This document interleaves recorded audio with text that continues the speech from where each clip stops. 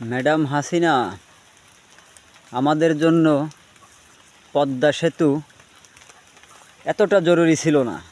আমাদের জন্য জরুরি ছিল ফারাক্কা বাঁধের বিপরীতে আর একটি বাঁধ। আমাদের জন্য কর্ণফুলী টানেল এতটা জরুরি ছিল না। আমাদের জন্য জরুরি ছিল গ্যাস বিদ্যুতের দাম সহনীয় পর্যায়ে রাখা।